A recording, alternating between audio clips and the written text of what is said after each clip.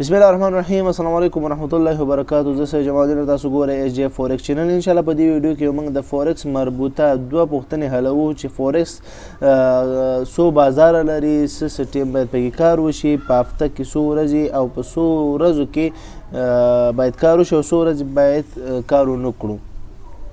راځئ شروع کړو. وین ټو ټریډ فورکس، او کله موږ فورکس بازار کې کار کولی شو، یعنی کار وکړو. او فورکس بازار څو رقمه دی؟ فورکس بازار په مین بازارونو چې خلک نن سبا سیډني هم ورسره اچوي، خو مګر مین بازارونه چې کوم دي هغه ټوکیو دی، لندن او نیویارک دی. ټوکیو مطلب ایشین آسیایي بازار دی، لندن یورپن یعنی اروپایي بازار دی، نیویارک یعنی امریکایي بازار دی. چې لومړی شروع کېږي د بچاټ کې وګورئ. لومړی شروع کېږي سیډني، بیا ورپسې ټوکیو شروع کېږي، بیا ورپسې لندن شروع کېږي، بیا ورپسې نیویارک شروع کېږي، بیا همدا شانتې د افغانستان او د پاکستان په ټایم چې وګورو چې افغانستان پاکستان سره نیم ساعت تفاوت لري، نو دا چې شروع شي په د شپې په 3 بجې یا 2 بجې سیډني او ټوکیو شروع کېږي. دا بیا 2 بجو نه راځي تر 12 بجې پورې. 12 یعنی 12 کله 12 دا د موسمو سره فرق کوي ټایمونه. بیا 12 یا 1 بجه لندن شروع کېږي. بیا د لندن د 6 بجې ماښام مازدیګر 6 بجې نیویارک یعنی امریکایي بازار شروع کېږي. دا بیا ځي هماغه تر سیډني بازاره پورې چې دلته وګورئ تاسو بیلته سیډني بیا شروع شوی دی. نو 2 یا 3 بجو پورې دا د شپې امریکن بازار مخکې ځي. دغه نوټ ته تاسو ته وګورئ. while the forex market is open 24 hours a day 5 days a week, trading is not always active during this entire time. profit is لکه مطلب دا تاسو دا نوټ بیا هم ځان سره وګورئ.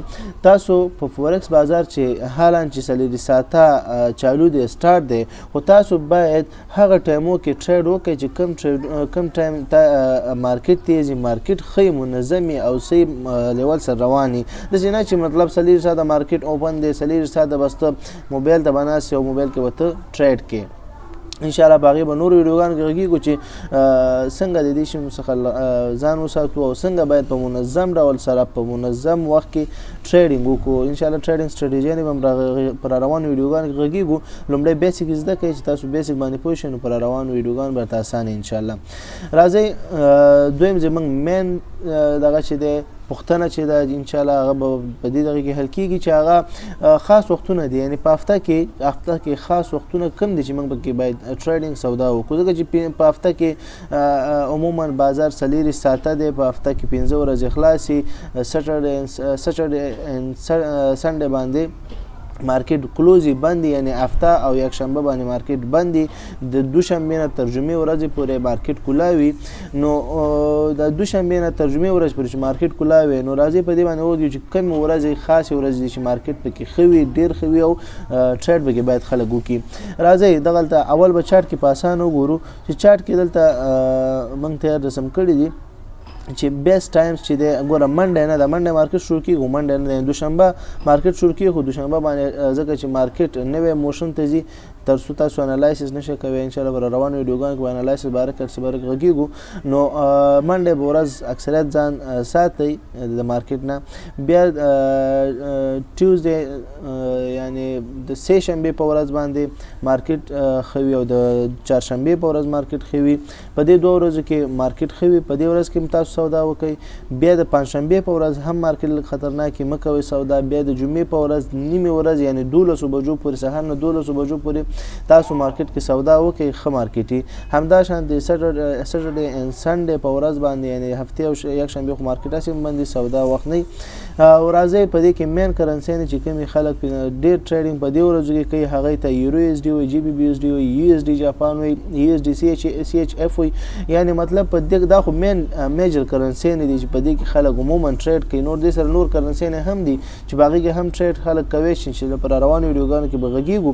خو مطلب مین کرنسیانې چې دا دی هغې دې کې ډېر زیات ویلیټیلیټي یعنی ډېر زیات بر او ټیټ پاس او ټیټ کېږي او خلک پکې پروفیټ هم ډېر کوي. مګر که غلط سټریټیجي باندې لاړ شي تاوان هم په دې کې خلک ډېر کوي.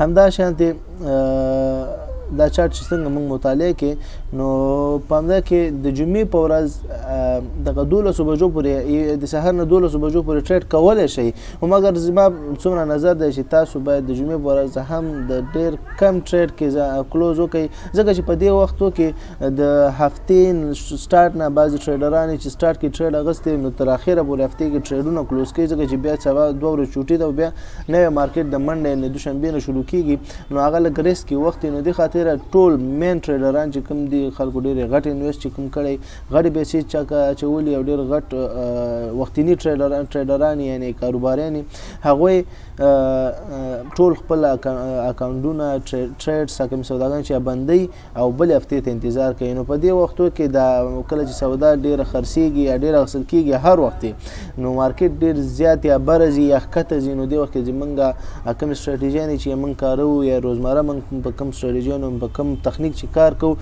هغه فیل کېږي او موږ تاوان سره مخ کېږو نو الله دې چې په دې ویډیو تاسو پوه شوي انشاءالله تر بلې ویډیو پورې پاک الله سپارم السلام علیکم ورحمة الله وبرکاته